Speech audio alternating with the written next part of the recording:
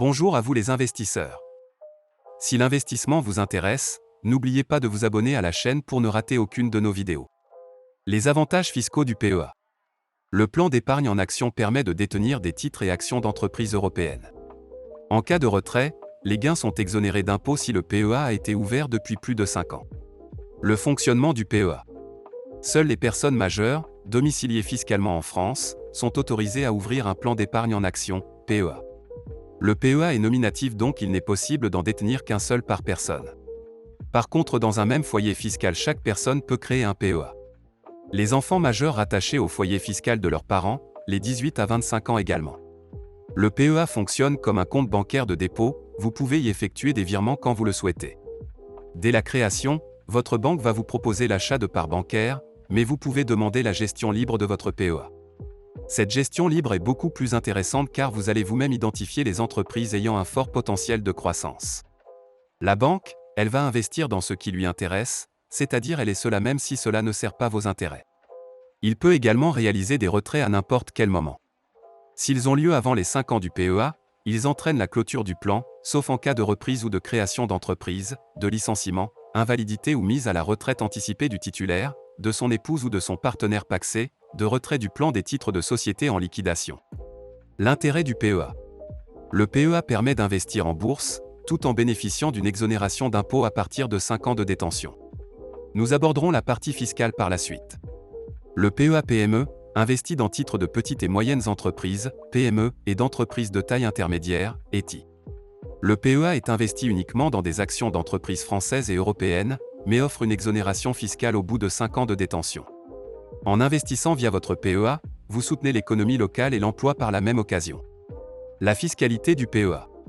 Comme je vous le disais, avec le PEA, vous disposez d'une exonération fiscale passée les 5 ans. Dans le cas d'un retrait anticipé, la fiscalité applicable est de 12,8% sur les gains des plus-values et des dividendes. Quelle que soit l'ancienneté du PEA, les gains et rentes sont assujettis aux prélèvements sociaux, CSG, CRDS, prélèvements de solidarité, au taux de 17,5%. Comment investir dans un PEA? Où peut-on ouvrir un PEA? On ouvre le plus souvent un PEA auprès d'une banque ou d'un courtier. Le PEA bancaire accueille des actions d'entreprises européennes et des parts dans des fonds, SICAV, FCP, composés au moins à 75% d'actions d'entreprises européennes. Il est possible de souscrire un PEA auprès d'un assureur. Le PEA assurance est, en réalité, un contrat de capitalisation, un placement proche de l'assurance vie, en unité de compte, il ne contient pas de fonds en euros, qui peut être investi uniquement en parts de fonds éligibles au PEA. Seul le PEA Assurance propose une sortie en rente viagère. Quel montant faut-il pour ouvrir un PEA? Il suffit de 10 € pour ouvrir un PEA. Ce montant correspond aux frais d'ouverture du plan. Quel est le plafond du PEA? Le cumul des versements réalisés sur un PEA, bancaire ou assurantiel, ne peut excéder 150 000 €. Le plafond du PEA PMEA, lui, était porté par la loi Pacte, pour plan d'action pour la croissance et la transformation des entreprises, de 75 000 à 225 000 €. Lorsqu'un épargnant possède un PEA classique et un PEA PME, les versements cumulés sur les deux plans ne peuvent, au total, dépasser 225 000 €. De son côté, le plafond du PEA jeune réservé aux 18 à 25 ans est fixé à 20 000 €. Il s'ajoute au plafond de 150 000 € du PEA de chacun des parents. Titres éligibles au PEA. Pour le PEA classique. Actions cotées, certificat d'investissement, certificat coopératif d'investissement, certificat mutualiste, part de société à responsabilité limitée, SARL, titre de capital de société coopérative. Les sociétés émettrices de ces titres doivent avoir leur siège situé dans l'espace économique européen, EE, qui englobe les 27 États membres de l'Union européenne, UE, la Norvège, l'Islande et le Liechtenstein. Part de fonds, SICAV, FCP, investi à au moins 75% en actions et titres de sociétés ayant leur siège dans l'EE. Pour le PEA PME. Actions cotées, certificat d'investissement, certificat coopératif d'investissement, certificat mutualiste, part de SARL, titre de capital de société coopérative.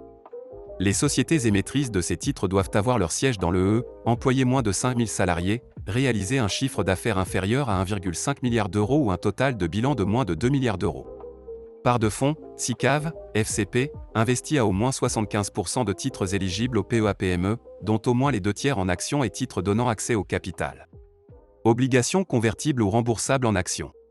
Part de fonds communs de placement à risque, FCPR, de fonds communs de placement dans l'innovation, FCPI, et de fonds d'investissement de proximité, FIP.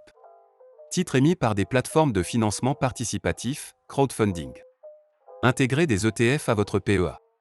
Un Exchange Traded Fund, ETF, également appelé Tracker, est un fonds indiciel indexé sur l'évolution, à la hausse ou à la baisse, d'un indice boursier, CAC 40 pour la France, Eurostoxx 50 pour la zone euro, S&P 500 pour les États-Unis, Topix pour le Japon. Il existe aussi des trackers sectoriels qui répliquent la performance d'un secteur économique, eau, santé, immobilier, technologie de l'information, matières premières. Des parts de ces fonds émis par des sociétés de gestion agréées peuvent être logées dans un PEA. Les ETF permettent ainsi d'investir en dehors de l'EE, tout en bénéficiant de la fiscalité avantageuse du PEA.